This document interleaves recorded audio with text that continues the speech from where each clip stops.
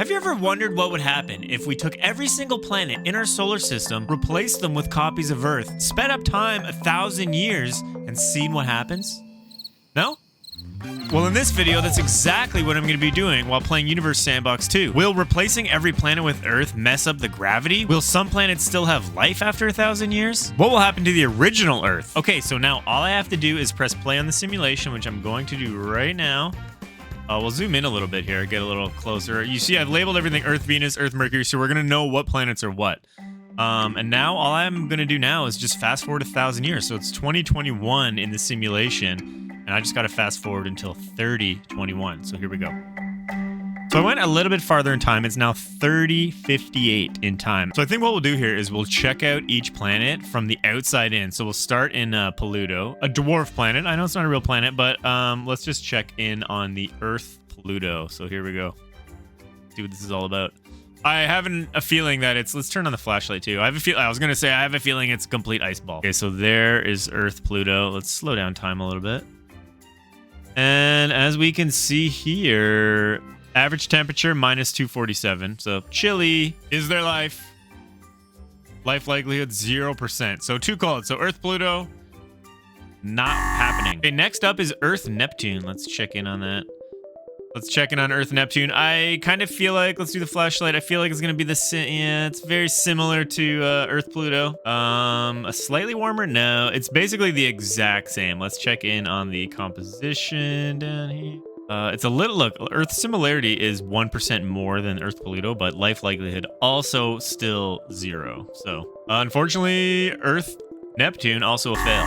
All right, Earth-Uranus, let's go in there, and it's the exact same, minus 228, a little bit warmer, so it's probably going to be very similar. Let's just check real quick down here. Life likelihood 0, a little bit more similar than Earth, so we're getting closer, we're getting warmer. It's still not happening for a planet all the way out here, but, you know, we're getting warmer. Before we move in, we can actually check the habitable zone, so let's get the sun here. And let's see technically what should be habitable. So, you know, technically, well, I mean, it's red, so Earth-Mercury could maybe be living. I don't know.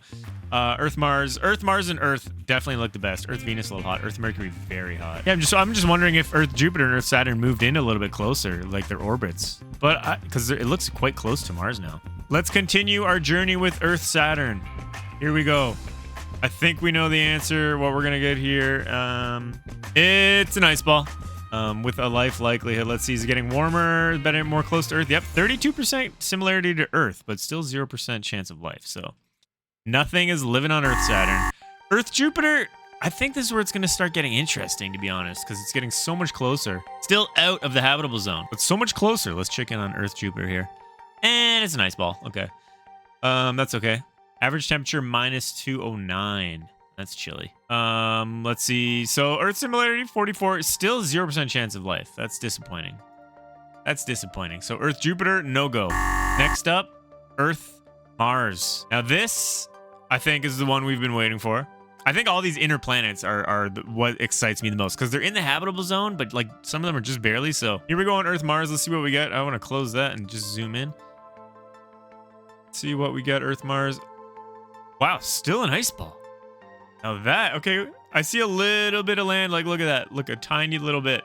I guess if Mars had this amount of water on it, maybe it would be an ice ball. Look at that. We have a little bit of land here. Okay, so there's promise. Let's see the life likelihood and everything. Average temperature minus 154 Celsius. But if we go to the surface temperature, let's see. So minus 87 is as hot as it gets on here. That's not good. Then we go all the way down to, let's see, Earth similarity 79, but still life likelihood of 0. Wow. That one interests me. I don't know. I thought we were going to have better luck with Mars because it's like the most in the habitable zone. Well, next up is Earth. Good old Earth. Earth 1,000 years in the future. We can see here. Let's put the flashlight on. Looks kind of, you know, has anything changed? Not really. You know, average temperature 7 Celsius. Composition, let's go down here. Life likelihood 90%. So it went down quite a bit. We're just jostling the planets around. Made the life likelihood of Earth go down just a little bit. Still life likelihood 90, but you know, it went down just enough. That's kind of interesting. Now let's check in on Earth-Venus. This is going to be a good one. Earth-Venus. Oh, this does not look promising. As I zoomed in on that, this does not look promising. Okay, it is a ball of probably boiling hot atmosphere. Look at that. That's Earth-Venus. So, like, it almost has the same fate as Venus. Let's go in here and check it out. Average temperature, 141 Celsius. No. I thought it was going to... I don't know. I thought it was going to be better. Because, you know, Venus doesn't have... You know, I thought we were going to have better luck here. Let's go down. Life likelihood, 2.96. So, you know, there could be some weird, you know, those like worm things that live underwater, you know what I'm talking about? In like the volcano things. You guys know exactly what I'm talking about. Technically, we could have life on Earth-Venus. That's good to know. There could be a chance. I mean, 2.96%, if you ask me, that's like we take humans. You know, imagine humans have evolved on this planet. And, you know, maybe we have some type of air conditioning, breathing systems, air conditioning system. You know, you never know. Look, if we zoom in on the pole, there's a tiny bit of, like, relief there, it looks like. Tiniest. Okay, now I'm really worried about Earth-Mercury, but let's go in on that. What do we have here? Oh. Okay, and then we open this up, and... 300, oh, nothing's gonna live on that. 352 Celsius, there's no chance. There's no chance. That's really hot. Unless something can live, you know, no, I don't think so. But let's go down. Life likelihood, 0.2. I mean, this is possible. Life is technically, mathematically possible on Earth-Mercury. I mean, I think that's all you can ask for in this simulation.